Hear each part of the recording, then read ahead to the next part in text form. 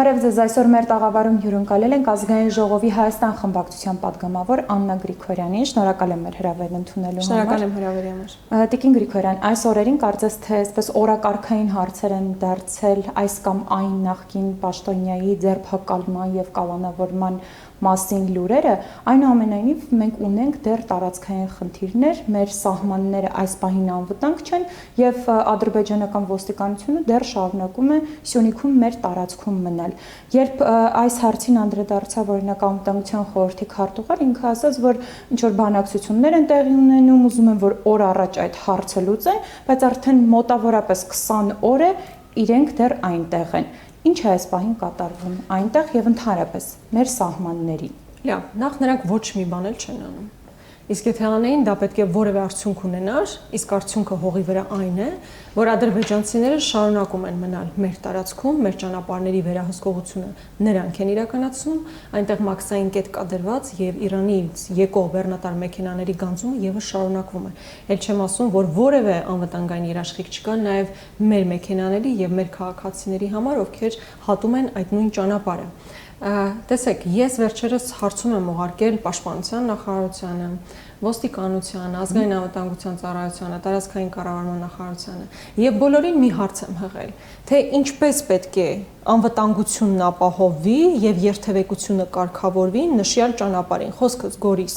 Որոտան, այո, եւ Կապան Ճակատեն, այդ երկուսը պարտադիր, հա, այդ ճանապարհահատվածներում մեր հայրենակիցների անվտանգության ինչպիսի երաշխիքներ կան եւ երթևեկությունն առհասարակ ինչ պայմանավորվածությունների շրջանակներում է իրականացվում։ Եվ ես կարծում եմ դուք շատ չեք զարմանա, երբ իմանաք, որ նրանք բոլորն էլ անխտիր պատասխանել են, որ նրանց լիազորություններից դուրս են իմ հնչեցրած հարցերը։ Գոնե ասել են ում լիազորությունների շրջանակներում։ Միայն եթե չեմ սխալվում, ոստիկանությունը հղում է կատարել տարածքային կառավարման նախարարության եւ ասել է, որ վերջիններիս տիրույթում է, դե պատկերացրել է, որ դա մեր երկրի տարածքային ամբողջականության մի մաս է, հետեւաբար տարածքային կառավարման նախարարը պետք է այդ հարցի պատասխանը տա։ Բայց երբ Արմեն Գրիգորյանն ասում է, որ նրանք զբաղվում են, ես ուզում եմ ասել, որ այն գերատեսչությունները, որոնք իրենց լիազորությունների շրջանակներում պետք է դրանով զբաղվեին, նրանք բոլորը ինձ միանման պատասխան են հղել, ասելով, որ նրանց լիազորություններից դուրս է։ Ըստ էության մեր երկրում չկա գեթ մեկ գերատեսչություն, անվտանգություն, պաշտպանություն ապահովելու համար, համենայն դեպս նշյալ ճանապարհահատվածում չկա որևէ մեխանիզմ, որ կապահովեր մեր քաղաքացիների անվտանգությունը։ Տեսեք, նոյեմբերի 9-ից հետո նոյեմբերի 9-ի հայտարարության մեջ մի քանի կետեր կան, որոնցից մեկ այն մասին էր, որ ակնան հանձնվում է ադրբեջանական վերահսկողության ներքո, Քարվաճառը, Քաշաթաղը, այսինքն նոյեմբերի 9-ի հայտարարությամբ որևէ կետ չկար, որտեղ գրված լիներ, որ Սանասարի եւ Կովսականի հատվածները, այսինքն նաեւ Գորիս Կապան եւ Կապան Ճակատեն ճանապարհահատվածները պետք է հայտնվեին ադրբեջանական կողմի վերահսկողության ներքո։ Եվ հետեւաբար նրանք այո, սա հակապետական քայլ էր, որ նման քայլի էր գնացել Նիկոլ Փաշինյանը եւ իր կառավարող ուժը։ Եվ հիմա էլ հետո հետագայում ասացին, որ բանավոր հայտարարություններով է, բանավոր փոխըմբռնմամբ է այդպես տեղի ունեցել։ Հետո պարզվել է, որ կա առանձին փաստաթուղթ, առանձին հուշագիր։ Հետո Նիկոլ Փաշինյանն ասում էր, ես դա ասել էի, որ պետք է կազմվի այդ հուշագիրը, բայց վերջում չստորագրվեց, բայց ես ոչ էլ բանավոր եմ փոխըմբռնման եկել։ Այսինքն ինչ որ անհասկանալի մեկնաբանություններ, որոնք մեր երկրի համար նման էգզիստենցիալ լրջագույն մարտահրավերների պայմաններում մենք չենք էլ հասկանում դե ֆակտո ինչպիսի պայմանավորվածություններ են եղել եւ ինչ է տեղի ունենում, բայց ես քանի որ հաճախ եմ խոսում այնտեղով անցնող մարդկանց մասին, ես չէի ուզենա նաեւ այն տեսել 3 գյուղերի, այն է Բարձրավանի, Շորնուխի եւ Որոտանի բնակիչների անվտանգության հարցը։ Ի վերջո այդ մարդիկ ամբողջությամբ բլոկադա իզոլացված կդառնան, եթե այդ ճանապարհի վերահսկողությունը ամբողջությամբ անցնի ադրբեջանցիների վերահսկողության ներքո եւ մենք որևէ լիազորություն չունենանք այդ ճանապարհի վրա, որտեղ դա միակ ճանապարհն է, որտեղով նրանք կարողանում են գնալ Գորիս, Կապան կամ առհասարակ իրենց շարժը ապահովել։ Դուք հավանաբար կհիշեք, եթե չեմ սխալվում, օգոստոսի 27-ն էր եւ 2 օրով փակվել էր այդ ճանապարհը, 3 գյուղի բնակիչները մնացել էին բլոկադայի մեջ եւ միայն ռուս սահմանապահներն էին, որ կարողանում էին ժամանակ առ ժամանակ ըստ անհրաժեշտության ինչ որ իրեր նրանց հասցնել։ Այսինքն սա այս ճանապարհը ռազմավարական նշանակության ճանապարհ էր, այն կապում էր Իրանին, այսինքն Իրանի հետ կապված մենք լրջագույն խնդիրներ ստեղծվեցինք, դուք միայն տեսեք հիմա Սյունիքի շուրջ Իրանը ինչպիսի կուտակումներ է կատարում հենց մեր սահմանին, Ադրբեջանը Ադրբեջանը ինչպիսի արձագանքներ է դրան տալիս։ Այսինքն սա սովորական հարց չէր, որ կարելի էր ընդհանրապես բանավոր փոխըմբռնման վրա նման աշխարհակահական եւ տարածաշրջանային լուրջ խնդիրներ ստեղծել եւ որ ամենակարևորն է վտանգի դնել մեր հայրենակիցների անվտանգությունը։ Տիկին Գրիգորյան, Եվ ներողություն եմ խնդրում, քանի որ պետք է նաև այս բանը նկարագրեմ, թե ինչպես են մեր հայրենակիցները շարժում այդ ճանապարհով, հիմա կասեմ հետևյալը։ Ուրեմն մեր քաղաքացիները գնում են մեքենաներով որոշակի ժամանակահատված սպասում են, մինչև որոշակի քանակության մեքենաներ կուտակվում են, հետո սահմանապահների ուղեկցությամբ անցնում են այդ ճանապարհը։ Այսինքն որևէ անհատ չի կարող ուղղակի շատ սահուն անցնել այդ ճանապարհով։ Գնում են, հավաքվում են եւ նոր ուղեկցությամբ շարժվում են առաջ։ Դա եղավ այն դեպքից հետո, երբ մեր երկու հայրենակիցներ բառից բուն իմաստով հենց այդ ճանապարհից առևանգվեցին։ Դրանից հետո արդեն սահմանապահները նման կարգ են մշակել, ենթադրում են, որ մշակել են ուղղակի բանավոր չեն խոսել։ Դա այն կարգն է, որ պետք է հավաքվեն եւ միայն ուղեկցությամբ շարժվեն այդ ճանապարհով։ Բայց այդ ճանապարհում ստեղծված մարտահրավերները իդենտիկ ձևով կարող են դրսևորվել նաև կապան ճակատեն ճանապարհին, որովհետև այնտեղ եւս մի քանի հատվածներում ադրբեջանցիների վերահսկողություն կա, այնտեղ մենք տեսնում ենք իրենց այնտեղ որտեղ տեղակայվել են շատ հստակ դա ամեն ինչը երևում է, այսինքն հատուկ ինչ որ միջոցառումներ պետք չէ իրականացնել տեսնելու համար, ակնառու է այդ ամենը, եւ այդ ճանապարհից հետո գալիս են 5 գյուղեր, որոնք կմնան շրջափակման մեջ ճիշտ այնպես ինչպես այն 3 գյուղերը, որոնք ես ներկայացրեցի Գորիս Կապան ճանապարհին, եւ այլընտրանքային ճանապարհ գոյություն չունի, եւ դրա հետ մեկտեղ այդ ճանապարհի շարունակությունը դեպի Իրան տանող մեր ռազմավարական երկընտրանքն էր այդ հիմնական ճանապարհի, որը կառուցվել էր նախագահ Քոչարյանի օրոք։ Այսինքն Սրանք շատ լուրջ մարտահրավերներ են, ես էլ չեմ խոսում իհարկե Սև լճում կուտակված զորքի մասին, ադրբեջանցիները, որ այսօր չեն անդրադառնում։ Նույնիսկ մոռացել ենք արդեն մայիսի 12-ից մինչև այսօր Հայաստանի Հանրապետության սուվերեն տարածքում կանգնած են ադրբեջանցի զինվորները եւ իշխանությունները զբաղված են այս կամ այն նախկին պաշտոնյային ուղակի բռնելով ոչ մի կոնկրետ քայլ, որոնք կվերաբերեն Հայաստանի Հանրապետության տարածքային ամբողջականության պահպանմանը եւ մեր հայրենակիցների անվտանգության ապահովմանը ըստ էության չեն իրականացվում։ Դուք ասում եք, որ իշխանությունների, մասնավորապես Նիկոլ Փաշինյանի կողմից անհասկանալի ինչ-որ հայտարարություններ են եղել տարածքների հետ կապված, բայց իրենք հստակ օրինակ արտաբերում են այս կամ այն տարածքի ադրբեջանական անվանումը եւ հստակ ասելով նաեւ պաշտոնական հաղորդագրությունների մեջ, որ դրանք հստակ ադրբեջանական տարածքներ են։ Սա արդյոք չի փոքրացնում մեր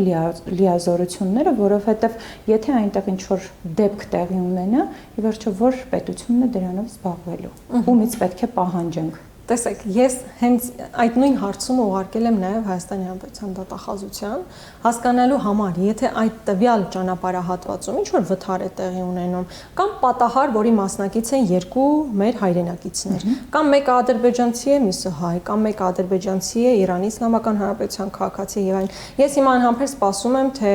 ինձ ինչ պատասխան են տալու, որովհետեւ դրանից շատ բան կախված կարող է լինել մեր հայրենակիցների անվտանգությունն ապահովելու տեսանկյունից։ Բայց տեսեք այն հայտարարություններին, որ ադրբեջանական տեղանուններ են նշում, առհասարակ այս իշխանությունները իմ մի հարցին էլ պատասխանելիս Նիկոլ Փաշինյանն ասում է, այստեղ խոսում ենք Սանասարի մասին, գնում ենք ուրիշ բանի մասին ենք խոսում։ Նիկոլ Փաշինյանը հավանաբար չգիտի, որ տեղանուններն առհասարակ լուրջ մարտավարություն են, սրանք լուրջ հարցեր են, այսինքն մենք պատահական չի, որ Քարվաճառ ենք ասում, որ Արցախի հանրապետություն ենք ասում, սրանք լուրջ մեսիջներ են, այն մերը դարձնելու մեսիջներ են, որտեղ մերն է փաստացի եւ պետք էր, այո, միջազգային հանրության հետ խոսելիս նաեւ օգտագործել հայկական տեղանուններ։ Բայց ցավոք առանց որևէ սահմանազատման եւ սահմանագծման Նիկոլ Փաշինյանը եւ իր քաղաքական թիմը անդադար օգտագործում են ադրբեջանական տեղանուններ եւ հղում են կատարում ադրբեջանական քարտեզին։ Ինձ մոտ երբեմն այնպիսի տպավորություն է, որ մենք շարունակում ենք ապրել սովետական Հայաստանում եւ որևէ բան տեղի չէր ունեցել 30 տարի առաջ։ Ի վերջո, եթե նույնիսկ հղում ես կատարում ինչ որ փաստաթղթի կամ քարտեզի, ներողություն եմ խնդրում քարտեզի, բայց կարելի է իրավական ինչ որ փաստաթուղթ ցույց տալ, որի հիման վրա այդ ճանապարհների վերահսկողությունը հանձնել եք։ Գոյություն չունի կետ-մեկ փաստաթուղթ, որը իրենք կվկայակոչեն եւ կասեն, որ այս պայմանավորվածությունների գրավոր հստակ պայմանավորվածությունների արդյունքում է, որ մենք զիջել ենք։ Ընդհակառակը նրանք ասում են, դա արել ենք, որպեսզի Սյունիքի անվտանգությունն ապահովենք, բայց մենք տեսանք ինչպես են ապահովում։ Այնպես են ապահովում, որ արդեն ադրբեջանցիները 4 ամսից ավել ամեր երկրի տարածքում են, են, իրանական բեռները Հայաստան այլևս չեն ուզում մտնել, մեր քաղաքացիներն էլ մեր միջպետական ճանապարհով անցնելիս կարող են առավանգվել, այդպիսի անվտանգություն են ապահովում։ Բայց իրականում ի սկզբանե ես նույնիսկ կարծում եմ, որ երբ համաձայնություն է տվել Նիկոլ Փաշինյանը այդ տարածքները հանձնելու վերաբերյալ, խոսքը Սանասարի եւ Կովսականի մասին է, նա նույնիսկ չի էլ իմացել, որ կարող է նման ռազմավարական նշանակության խնդիրներ ունենանք։ Նա նույնիսկ չի էլ իմացել, որ այդ գյուղերը կարող են բլոկադայի մեջ լինել, հասկանում եք։ Եթե ես չեմ պատկերացնում, որ դու այդ ամենն ունենալով քո ուղեղում, որ կարող են քո հայրենակիցներն ուղղակի շրջափակման մեջ մնալ, որ դու կարող ես կորցնել դեպի Իրան տանող քո միակ ռազմավարական նշանակության ճանապարհը առանց այլընտրանքն ունենալու, առանց ռեալ այլընտրանքն ունենալու, ու դու ես չգիտեմ սրան ուրիշ ինչ բացատրություն կարելի է տալ։ Դուք հավանաբար կհիշեք, որ այս քայլը փորձում էին արդարացնել նրանով, որ կա 2010 թվականին վարչատարածքային բաժանման մասին օրենք։ Շատ կարճ ժամանակ հետո, երբ մենք անդադար խոսում էինք նրա մասին, որ վարչատարածքային բաժանումը եւ սահմանագծումը դրանք բացարձակապես տարբեր բաներ են եւ չի կարելի մեկը մյուսի հետ մեկտեղել, այսինքն վարչատարածքային բաժանումը այնպիսի բան է, որով դու չես կարող քո հիմնական սահմանը գծել, սա ուղղակի աբսուրդ է, որևէ երկու երկրների միջև սահմանազատում իրականացնելիս հղում չեն կատարում վարչատարածքային բաժանմանը, սա անհասկանալի է։ Բայց Նիկոլ Փաշինյանն ուղղակի նման պատրվակներով, նման մեկնաբանություններով փորձում էր ինքն իրեն արդարացնել, բայց դա չի ստացվի։ Ակնհայտ է մի բան, որ Նիկոլ Փաշինյանը բոլորիս մեջքի ետևում մեր ազգային շահերի եւ պետական շահերի դեմ հանձնել է նշյալ ճանապարհահատվածները։ Տիկին Գրիգորյան, մենք ինչքան էլ այսպես փորձենք մարդասիրական վերաբերմունք ցույց տալ, ասել, որ գուցե այսինչ բանը Նիկոլ Փաշինյանը պատահաբար է արել, այնուամենայնիվ իրար հաջորդող քայլեր կան, որտեղ այդտեղ պատահաբարի բառը չի սազում դրանց։ Օրինակ նույն տարածքների հետ կապված իրենք անընդհատ այդ կերպ փորձում են հասարակությանը սովորեցնել, որ դրանք ադրբեջանական տարածքներ են, որի վերջը դուք պետք է դուրս գաք, որովհետև օրինակ Շուշիի դեպքում դա ինչ որ կերպ ստացվեց։ Եթե նախկինում երբեք որևէ մեկը չէր ասի, որ Շուշին ադրբեջանական է, հիմա այդպիսի մարդիկ ցավոք սրտի գտնվում են։ Հիմա միտումը որն է, որովհետև նախկինում խաղաղասիրական թեզերը մենք տեսանք ինչի հանգեցրեցին։ Հիմա այս մոտեցումները ինչի են հանգեցնելու։ Այո, ես կարծում եմ, որ այնինչ տեղի ունենում Սյունիքում, մասնավորապես սովետական միության քարտեզներ վկայակոչելով եւ ադրբեջանական տեղանուններ հնչեցնելով, մեր հասարակությանը նախապատրաստում են նոր զիջումների, որ պետք է տեղի ունենան։ Քարոզարշավի ժամանակ եւ քարոզարշավից առաջ էլ կառավարության ղեկավարը խոսում էր այսպես կոչված անկլավների փոխանակման կամ վերադարձի մասին։ Եվ պատահական չէր, որ նույնիսկ ՀՄԵԿ-ով առանձին ռեպորտաժ էր գնացել այն մասին, որ Տիգրան անվանվում էր քյարքի եւ ադրբեջանական, ամբողջությամբ ադրբեջանական էր։ Այդպիսի ընկալումներ էին փորձում ստեղծել մարդկանց մոտ։ Այո, սրանք այն կաթիլներն են, որ կամաց մեր հայ ժողովրդի գիտակցության մեջ են փորձում մտցնել եւ սերմանել, որ հերթական զիջումներն են լինելու, որովհետեւ այդ գյուղերը, այդ տարածքները մերը չեն։ Սա ողբերգություն է, մեծագույն ողբերգություն է։ Ամբողջ աշխարհում մարդիկ իրենց միթից հողը պահելու համար ամեն բան անում են, իսկ այս իշխանությունը միայն տալով է զբաղված։ Սյունիքում տվեցին, հիմա հաջորդը ենթադրաբար, որովհետև դրա մասին համենայն դեպս հայտարարություններ եղել են եւ ես լեգիտիմ իրավունք ունեմ կարծելու, որ այո, հերթը գալու է նաեւ Տիգրանաշենի մասին խոսելու, հերթը գալու է նաեւ Տավուշի գյուղերի մասին խոսելու, որովհետև Նիկոլ Փաշինյանը ասում է, որ ինքը ստացել է խաղաղության մանդատ, իսկ իր պատկերացմամբ խաղաղության մանդատն այն է, որ Ադրբեջանն ու Թուրքիան ինչ ուզեն մենք պետք է տանք ու դրանով համակերպվենք ստեղծված իրավիճակի մեջ, առանց հասկանալու, որ երբ որ ինքը խոսում է տարածաշրջանում ապաշրջափակման մասին, մենք հիմա ամբողջությամբ գտնվում ենք շրջափակման մեջ։ Սյունիքն իսկապես այսօր շրջափակման մեջ է։ Ռազմավարական նշանակության ճանապարհը այս պահին իրենց վերահսկողության տակ է։ Դու ռազմավարական սնուցում ոնց պետք է իրականացնես։ Այս պահին Մեղրիում կամ Կապանում Աստված մի արասե, Կապանն ամբողջությամբ շրջապատված է, ամբողջությամբ բոլոր ռազմավարական նշանակության դիրքերում ադրբեջանցին կանգնած է։ Եթե քեզ անհրաժեշտ լինի այնտեղ ռազմավարական սնուցում իրականացնել, տանկեր տանել եւ այլն, որ ճանապարհով եք տանելու։ Ոչ։ Եթե Տաթևով ճանապարհը ըստ էության հնարավոր չի իրականացնել, այս ճանապարհն էլ ամբողջությամբ իրենց վերահսկողության ներքո է։ Մենք հիմա հստակ գիտենք Ադրբեջանը ինչ է ուզում Սյունիքից, դրա մասին չեն թաքցնում, բարձրաձայն անդադար Ալիևը ասում է, այս իշխանությունների նպատակը որն է Սյունիքից, ինչ են ուզում։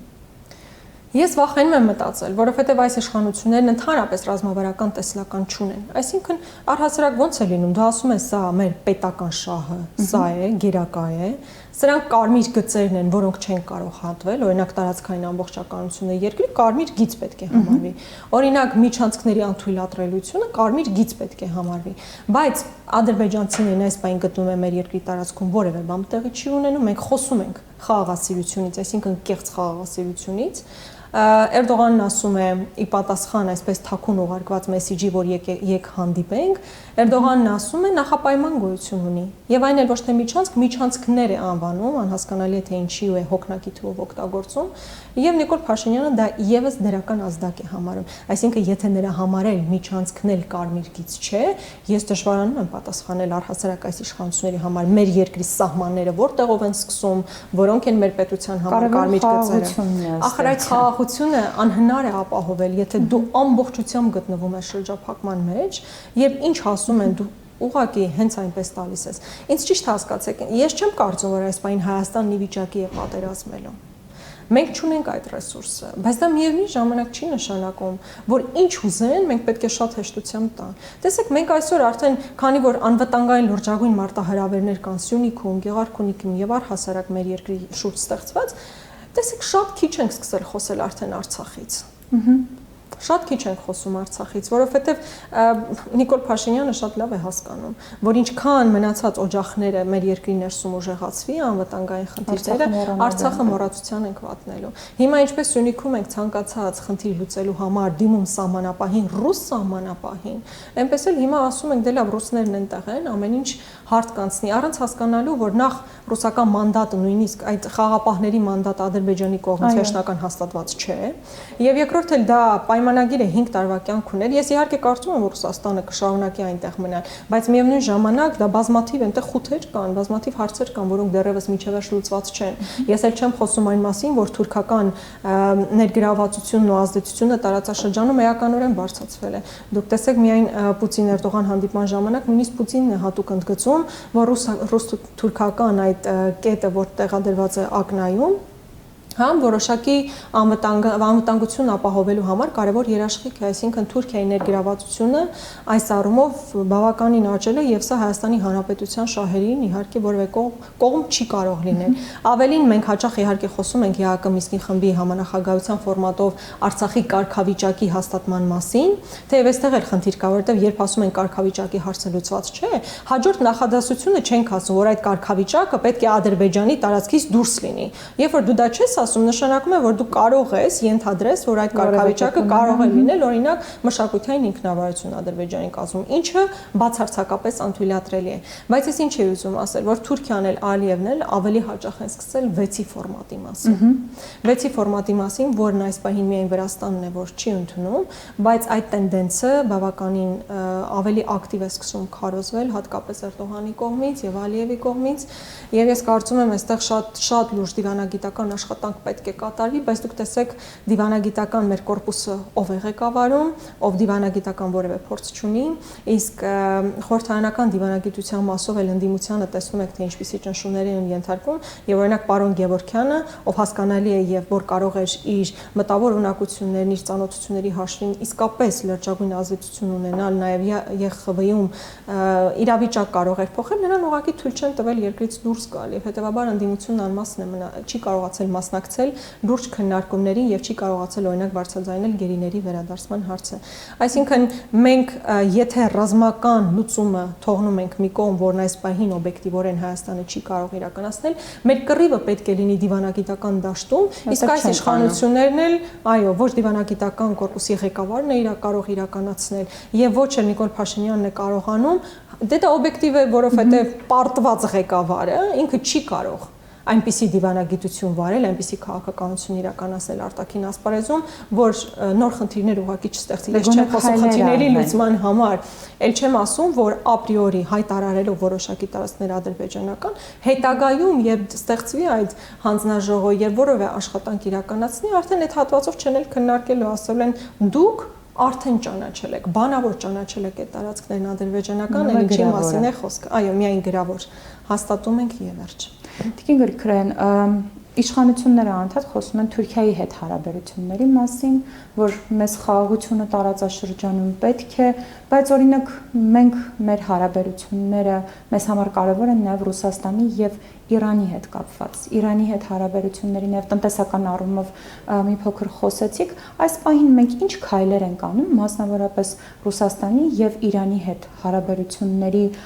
հարաբերությունների նոր որակ տալու համար, որովհետեւ օրինակ Ռուսաստանի հետ կապված երբեմն մենք տեսնում ենք նաև հակառուսական ինչ-որ տրամադրություններ հենց գեներացվող իշխանությունների կողմից։ Չնայած որ այսօր մեր անվտանգության երաշխիքը փաստորեն ստացվում է, որ Ռուսաստանն է։ Ինչու է այդպես արվում։ Մերձ իշխանական շրջանակներ շատ ուժեղ կերպով գեներացնում են հակառուսական տրամադրություններ։ Այն նույն ժամանակ, երբ Նիկոլ Փաշինյանն օրինակ կառավարության նիստում հայտարարում է, որ ամբողջ հայ-ադրբեջանական, ոչ թե սոթխոզնավար, որ այս պայն ադրբեջանական վերահսկողության ներքո, այլ ամբողջ նոր ձևավորված առաջնագիծը Հայաստանի եւ Ադրբեջանի միջև լավ կլիներ, որ ռուսներն այնտեղ վերահսկողություն իրականացնեն, ռուս սահմանապահներն այնտեղ կանգնեին։ Մերձ իշխանական շրջանակները ամենաակտիվ ձևով գեներացում են հակառուսականության տրամադրվածություններ։ Սա ուղղակի անհասկանալի է, որովհետև երբ քո հայրենակիցներին Արցախում նրանց անվտանգության միակ երաշխավորն այսօր Ռուսաստանն է, երբ Գորիս Կապան ճանապարհն անցնելիս քո միակ անվտանգությունն ապահովը ռուս սահմանապահն է, եւ դու էլ դեռ մտածում ես, որ քո բոլոր տարածքներ, բոլոր սահմանները ըստ էության, բոլոր սահմանները բացի հայ-վրացական սահմանից այս պահին անվտանգություն իրականացնում է Ռուսաստանը։ Եվ այս միջավայրում, որն իհարկե ինձ համար էլ ցանկալի միջավայր չէ, այս միջավայրում գեներացնել նաև հակառուսական տրամադրվածություններ ուղղակի աբսուրդ է։ Այո, այս իշխանությունները հատուկ մարտավարություն է երևի դա փչացնել բոլոր հնարավոր հարաբերությունները։ Նույն Իրանի հետ դուք հավանաբար կհիշեք, երբ Իսրայելում դեսպանատուն էինք բացում, ինչպիսի դժգոհությունների ալիք սկսվեց Իրանում, կամ գեներալ Սուլեյմանի մահվան առիթով հայկական կողմը ինչպիսի անհասկանալի արձագանքներ էր ունենում, Նիկոլ Փաշինյանը ինչ որ սարի գագաթ էր բարձրացել, ինչ որ հորդորներ էր անում Իրանին եւ Ամերիկային, հա, անհասկանալի իրավիճակներ եւ ակնհայտ է, որ Իրանի հետ հարաբերությունները դեգրադացվել էին, իսկ վերջին ժամանակահատվածում այս ճանապարհի հետ կապված ավելի են սրվել։ Օրինակ ես չգիտեմ, ժամանակին ըստ անհրաժեշտության կոմունիկացվել է իրանական կողմի հետ, որ նման խնդիրի են առերեսվելու։ Ի վերջո այն աշխատանքը, որ կատարել է, շինարարական աշխատանքը, այդ կետը, որ տեղադրվել էր, որ գրված էր փոլիս, ինձ համար ամենասկզբում հասկանալի չէր։ Ի վերջո ինչ շինարարություն է այնտեղ կատարվում, այդ փոլիս գրվածն ինչի համար է, որովհետև ադրբեջանցիները այդ հատվածում չեն ապրում, հետևաբար ոստիկանությունն էլ դրա համար անհրաժեշտություն չկա, որ լինի, հետո հասկացանք, որ մաքսակետ էր։ Հիմա ես չգիտեմ, այս ընթացքում հավանաբար չնշեցի, շատ մեծ շինարարական աշխատանքներ են կատարվում ճանապարհին։ Հենց այդ անցակետի շուրջ էլ եւ այլ տարածքներում էլ։ Մի հատվածում բենզալցակայան են կառուցում, դա արդեն ակներև է, բայց այլ շինարարական եւ լուրջ շինարարական ադրբեջանցիները այդ իրենց այսպես կոչված իրենց հատվածում, իրենց վերահսկողության տակ հատվածում լուրջ շինարարական աշխատանքներ են կատարվում։ Մենք չգիտենք սա ինչ աշխատանքներ են, ինչ են ուզում կառուցել այնտեղ։ Ինչպես մենք մի օր քնեցինք, արթնացանք, տեսանք, որ այդ կետի վրա գրած է փոլիս, ես չգիտեմ այնտեղ ուրիշ ինչ է լինելու։ Եվ արդյոք մենք պատկերացնում ենք, թե ենթադրենք նոր կետեր ավելանան կամ նոր սահմանափակումներ լինեն ճանապարհի, դա ինչպիսի խնդիրներ են առաջացնելու ոչ միայն մեզ համար, այլ նաև իրանական կողմի համար։ Դուք գիտեք, որ այդ ճանապարհից 2 իրանցիներ ձերբակալվել են եւ դեռևս չեն վերադարձվել։ Այսինքն սրանք լուրջ հարցեր են եւ չնայած մեր կողմից ասում են, որ ադրբեջանցիների կողմից ճանապարհի նման վերահսկողություն, այսինքն մաքսակետ դնելը եւ այլն ուղղված է Իրանի դեմ, բայց ըստ էության մենք ենք թույլ տվել այդ կարտ բլանշը մենք ենք դրել նրանց ձեռքում, որպեսզի կարողանան նման իրավիճակներ ստեղծել եւ այո Իրանի հետ հարաբերությունն ավելի սրել։ Ես տեսնում եմ իհարկե, որ կառավարության կազմում տարբեր անդամներ հանդիպում են Իրանի դեսպանին եւ այլն, բայց օբյեկտիվորեն ես ոչ մի դրական որևէ շոշափելի արդյունք այս առումով իհարկե չկա։ Այս ձերբակալությունները վերջին օրերին, որոնք տեղի են ունենում, ինչի համար են ի վերջո։ Ինչ որ բան ցույց տալու, թե այնուամենայնիվ ինչ որ խորքային նպատակ գուցե կա։ Ես կարծում եմ ինչ որ բան ցույց տալու։ Ի վերջո պատերազմից հետո 1 տարի է անցել Եվ որևէ մեկը ռազմաքաղաքական վերնախավից դեռևս պատասխանատվության չի ենթարկվել։ Կան հազարավոր քրեական գործեր, որոնք հարուցվել են ենթադրենք դասալքության համար եւ այլ նմանատիպ հոդվածներով են, բայց որևէ մեկը իր կայացրած որոշումների, խոսքս ռազմաքաղաքական վերնախավի մասին է, դեռևս պատասխանատվության չի ենթարկվել, ինչը անհասկանալի է, սա չի կարող այդպիսի բան լինել։ Պարտություն կրած երկրում պետք է արագ անալիզի ենթարկել, ովքեր էին եղել հիմնական մեղավոր, ում հրամանների արդյունքում են ունեցել հիմնական կորուստները տարածքային եւ մարդկային եւ այդ մարդիկ պետք է պատասխանատվության ենթարկվեին։ Մինչդեռ այս քրեական գործերն ամենևին էլ պատերազմի հետ ուղիղ առնչություն չունեցող գործեր են, հա։ Փորձում են որ նախկինում կատարված։ Նախկինում ընդ որում շատ հետաքրքրական է դա, որ փորձեցին մի պահ կապել Սեյրան Օհանյանի անվան հետ, հա, նախկին իշխանությունների հետ, բայց դա չի ստացվել, որովհետեւ օբյեկտիվորեն այդ բոլոր գործերը, որոնք այս պահին հարուցվում են, եղել են 2018 թվականից այն կողմ եւ Դավիթ Տոնոյանն էլ եղել է պաշտպանության նախարար 18 թվականից հետո։ Այսինքն իշխանություններն իրենց մեջ ինչ որ հավանաբար հանրային տրամադրությունները փոքր-ինչ նվազեցնելու, դժգոհությունները նվազեցնելու համար ի վերջո մի տարի է անցել, բայց որևէ մեկը պատասխանատվության չի ենթարկվել եւ սա ինչ որ ձև գոլորշի թողնելու կարծում եմ քայլ է։ Այս համատեքստում կարող ենք ենթադրել, որ առաջիկայում այնուամենայնիվ ինչ որ տարածքների հետ կապված փաստաթղթերի մասով նոր բան կլսենք։ Ես չեմ բացառում, այո, ես չեմ բացառում, հատկապես վերջին Էրդողան Պուտին հանդիպման ընթացքում քննարկվել են նաև Լեռնային Ղարաբաղի հակամարտությանն առնչվող հարցեր, եւ ես չեմ բացառում, որ որոշակի պայմանավորվածություններ հնարավոր է որ եղել են, որոնք ինչ որ ձև կանդրադառնան հետագայում։ Ես սա շատ մեծ ցավով եմ արձանագրում, որ Արցախի հետ կապված հարցերում կարծես թե Հայաստանը մեծ հաշվով ներգրավվածություն չունի, ադրբեջանական կողմը եւ նաեւ թուրքական կողմը այդ հարցով հաճախ Ռուսաստանին է դիմում եւ ոչ թե Հայաստանին եւ կրկնակի ցավով եմ նաեւ ասում, որ նույնիսկ Հայաստանի հետ կապված հարցերում մեր իշխանությունները որևէ բան չեն անում։ Դա գալիս է նրանից, որ դու նույնիսկ չգիտես քո համար որն է ռազմավարական առաջնահերթություն, դու ինչը պետք է պաշտպանես եւ դու ուղղակի ասում ես ես գալիս եմ խաղաղության դարաշրջան սկսելու, առանց քեզ համար սահմանելու թե ինչ է խաղաղության դարաշրջանը եւ ինչ պայմաններում պետք է դա տեղի ունենա, քեզ հետ այդպես էլ վարվելու են։ Մենք երբ որ ամբողջ քարոզարշավի ընթացքում խոսում արժանապատիվ խաղաղության մասին, ոչ թե ասենք ստորացնելով, ամեն անգամ պոկելով, մեր քաղաքացիների արժանապատվությունը նսեմացնելով, այլ իսկապես պետք է արժանապատիվ խաղաղություն, իսկ այս իշխանություններն ակնհայտ է, որ դա չեն կարողանում որևէ կերպ ապահովել։ Տիկին Գրիգորյան, ձեր գործընկերներից 3-ը դեռ շարունակում են մնալ կալանավորված։ Դուք տարբեր գրություններ եք ուղարկել, դեսպանատներ, նաև միջազգային կազմակերպություններ, ինձ հետաքրքիր է իմանալ կան որևէ պատասխան այդ կազմակերպությունների կողմից։ Նորից ցավով պետք է նշեմ, որ միջազգային կառույցները եւ դեսպանատները հաճախ նախընտրում են պարզապես լուռ մնալ, որևէ կերպ չարձագանքել։ Այո, մեր նամակները բոլորը մնացին անպատասխան։ Մենք վերջերս հանդիպում ենք ունեցել տարբեր երկրների դեսպանների հետ եւ նրանց ավելի մանրամասն ներկայացրել ենք ինչպես պրոֆեսոր Չարչյանի կալանավորման առանձնահատկությունը, ինչպես նաեւ մյուս մեր գործընկերների Եվ նրանք անկեղծ ասեմ, որ պետք է շատ զարմացած էին, որովհետև այդպեսի խորությամբ չէին պատկերացնում, որովհետև նրանց այլ իրականություններ ներկայացվել։ Իշխանությունները։ Այո, իշխանությունները նրանց այլ իրականություններ էին ներկայացրել եւ մենք մանրամասն սկսեցինք նկարագրել, թե օրինակ պարոն Արուշանյանը ինչից հետո է կալանքի տակ հայտնվել, թե պրոֆեսոր Չարչյանը ինչպիսի առողջական վատ վիճակում է այս պահին գտնում կալանքի տակ, որն ուղղակի հակամարտկային է, եւ մնացածի գործերով սկսեցինք մանրամասն նկարագրել, այո, ես պետք է ասեմ, որ նրանք զարմացած էին եւ ասացին, որ պետք է հետամուտ լինեն։ Դե արդյունքում ինչ որ մի բան կարող են անել, կխոսեն իշխանությունների հետ, ի վերջո մեր երկիրը դեմոկրատական երկիր էր, ինչպես հայտարարվում էր 2018 թվականին, եւ այո, դեսպանատները սատարում էին դեմոկրատական գործընթացների առաջմղումը եւ այլն, իսկ հիմա մենք ամեն ոլորտում դեմոկրատական հետընթաց ենք արձանագրում, որը նաեւ Freedom House-ն է արձանագրում եւ տարբեր այլ կազմակերպություններ։ Հետեւաբար այո, կարծում եմ, որ դեսպանատների հետ աշխատանքը պետք է ավելի ինտենսիվ լինի եւ նրանց իրականությունը ներկայացվի։ Պրոֆեսոր Չարչյանի հետ կապված իդեպ արդարադատության նախարարը երեկ ասում էր, որ բավականին լավ վերաբերմունք են ցույց տալիս եւ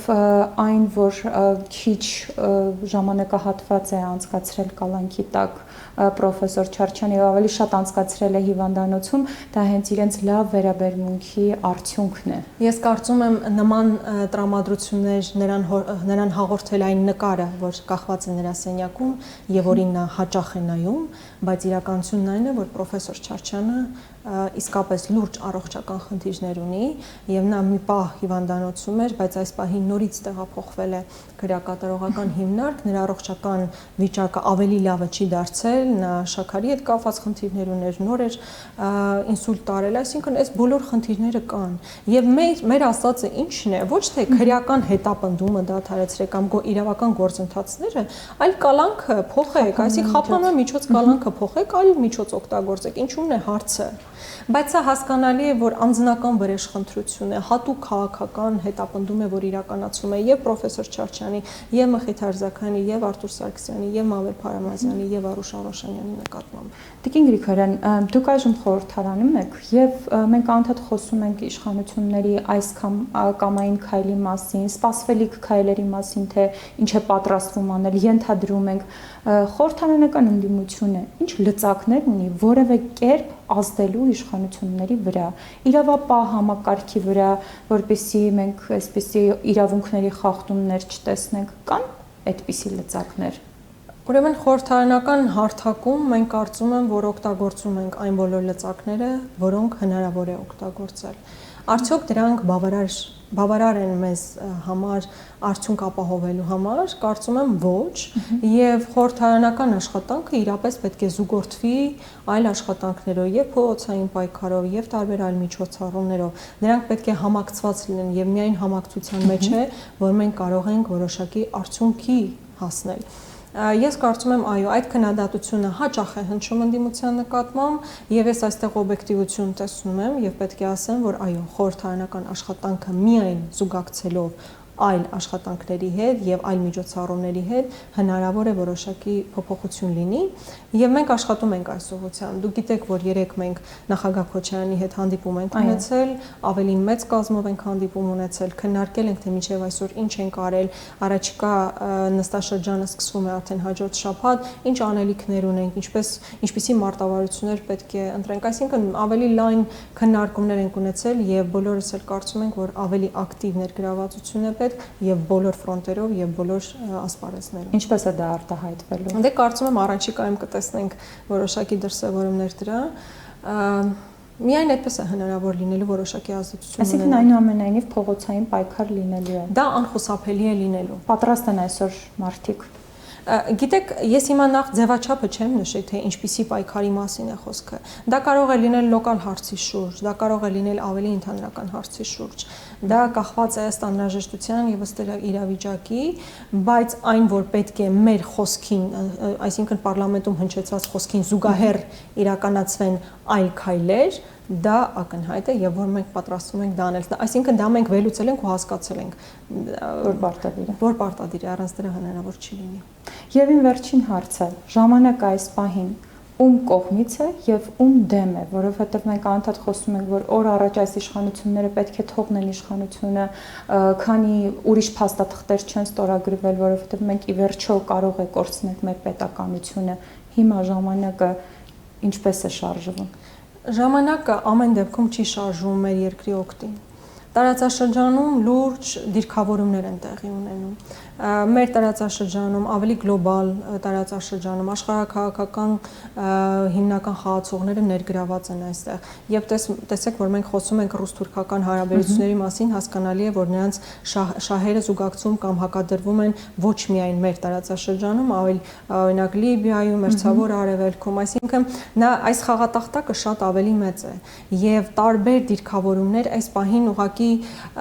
այս իշխանությունների հիմնական քայլը պետք է լինի հստակ ուղի ունենալը։ Ոչ թե օրինակ Էրդողանին ուղարկված մեսիջը Վրաստանի վարչապետի միջոցով, ես չգիտեմ, նախապես ռուսական կողմին որևէ կերպ դրա մասին տեղյակ պահվել է, թե նրանց մեջքի ետևում է արվել։ Չէ, ինձ ճիշտ հասկացեք, այնպես չի, որ եթե մեր երկրի շահերից լիներ բխող եւ Ռուսաստանին այդ մասին տեղյակ չպահվեր, ես կասեի, հա, վայ ինչ վատ, հա, բայց հասկանալի է, չէ՞, որ այստեղ լուրջ նրբություններ կան, շատ լուրջ նրբություններ կան։ Եվ այս տարածաշրջանում տարբեր վերադասավորումներ կան, որ դեռ պետք է տեղի ունենան, խմորումներ կան, որ պետք է տեղի ունենան, բայց հասկանալի է, որ բոլորն իրենց շահերն են առաջ մղում եւ ցավալիորեն մեր երկիրն է, որ միայն անմասն է մնացել, այսպես կարծես թե ժամանակը սառել է մեզ համար։ Սպասում ենք տեսնենք ով ինչ է անում եւ այդ ընթացքում բոլորի հետ երբեմն նաեւ հակասող մեսեջներ են հնչեցնում, այսինքն երբ դու չունես, երբ անընդհատ այսպես ծովի ալիքի նման գալիս գնում են, երբ դու չունես ինչ որ տեղ կանգնելու, քո սկզբունքային առաջնահերթություններ չունես եւ դու դրանցից կարճած չես, քեզ որ ալիքն էլ գա սրբելու եւ տանելու է, պետք է հստակ դիրքորոշումներ ունենալ։ Օրինակ առաջիկայում ես խորհրդարանում մի փաստաթուղթ եմ հայտարարության նախագիծ եմ բերելու, որ դեռևս նախորդ խորհրդարանում էինք պատրաստել եւ հանձնաժողովը դրական եզրակացություն էր տվել, բայց այն լիագումար նիստերի դահլիճ չանցկացվեց եւ տարբեր արտահերթներ եղան, բայց որևէ մեկի մեջ չներառվեց այդ փաստաթուղթը, այն վերաբերում է Լեռնային Ղարաբաղի հակամարտությանը եւ նրան, որ դեօկուպացիա անհրաժեշտ է Արցախի եւ նոյեմբերի 9-ի հայտարարությունը որևէ կերպ հիմք չի կարող հանդիսանալ հակամարտության լուծման համար, այսինքն ֆիքսելու ենք, որ հակամարտությունը լուծված չէ, դեօկուպացիա պետք է լինի Արցախի եւ այն խնդիրը վերջնական լուծում պետք է ստանա ԵԱՀԿ Մինսկի խմբի համանախագահության ֆորմատում։ Այսինքն դու եթե չունես որոշակի հստակ խարիսխներ, որոնց վրա կարող ես հենվել, ապա քեզ ցանկացած ալիք կարող է քշել եւ տանել։ Մենք պետք է շատ ամուր լինենք, բայց նորից եմ ասում, այո, դուք ճիշտ եք եւ մեր հասարակության ճնշող մեծամասնությունն էլ այսօր այդ կարծիքին է։ Նույնիսկ կան մարդիկ, ես դες հիմա անկեղծ եմ ասում, ինձ որ ասում են, նույնիսկ այն մարդիկ, ովքեր ընտրել են քաղաքացիական պայմանագիր կուսակցությանը, նրանք շատ լավ հասկանում են, որ այս իշխանությունները բացարձակ չեն կարողանում ապահովել մեր երկրի անվտանգությունը, ընդհանրապես տեսլական չունեն, որտեղ խաղաղությունը հասկանալ պետք։ Այո, ցավոք այդ խաղաղություն բառն այնպեսի տպավորությունս այնպեսին է, որ մենք մինչև հիմա ասել ենք մենք պատերազմ ենք ուզում։ Այդ մենք երբ ենք բան արել, պատերազմի դարաշրջան հայտարարել, որ հիմա էլ ասում ենք միայն խաղաղության դարաշրջան ենք հայտարարում։ Խաղաղությունն ինքը կոնցեպտ չի, ինքը այո, խաղաղության պայմաններում է երկիրն իհարկե զարգանում, բայց դա քո միակ կոնցեպտը չպետք է լինի, հա։ Դու պետք է ասես, թե ինչպիսի պայմաններում է այդ խաղաղությունը հնարավոր։ Օրինակ Թուրքիայի հետ հարաբերությունների կարգավորման համար դու պատրաստ ես հրաժարվել քո ցեղասպանության արդար դատի քո պահանջից։ Արդյոք դու պատրաստ ես ճանաչել Ադրբեջանի տարածքային ամբողջականությունը, Թուրքիայի տարածքային ամբողջականությունը, այդ թվում նաև Լեռնային Ղարաբաղը, Արցախը ճանաչելով Ադրբեջանի տարածքային ամբողջականության մաս։ Այսինքն սրանք հարցեր են, որոնք սկզբունքային հարցեր են։ Եվ եթե դու այդ սկզբունքային հարցերին պատասխանը չունես, դու որևէ մեկի հետ չես կարող բանակցել։ Անհնար է դա ուղղակի։ Իսկ մենք կառավարությունը ծրագիր էր ներկայացրել, որտեղ նույնիսկ Արցախի հանրապետություն տերմինը չկա օգտագործված։ Իսկ Ալիևն էլ տարբեր հարթակներից ասում է Լեռնային Ղարաբաղ բառ այլևս այդ նման հասկացողություն գոյություն չունի եւ ասում է այն բոլոր երկրի ղեկավարները կամ մարդիկ ովքեր կօգտագործեն ուղղակի քաղաքական ինքը ինչպիսի բառ օգտագործեց, հա, այսինքն ինչ որ վիրավորանք կլինի, հա, որովհետև իրենց այդ բաժանման վարչատարածքային բաժանման մեջ արդեն չկա Լեռնային Ղարաբաղ հասկացությունը, բայց օրինակ տնտեսական իրենց այդ միավորներ բաժանելիս օրինակ կա Արևմտյան Զանգեզուր, հա, եւ հետեւաբար այստեղ երևում է, որ ինչպիսի տարածքային նկրտումներ ունեն նաեւ Հայաստանի նկատմամբ, Սյունիքի նկատմամբ, այսքանը երևի։ Շնորհակալ եմ զրույցի համար։ Ձեզ եւս։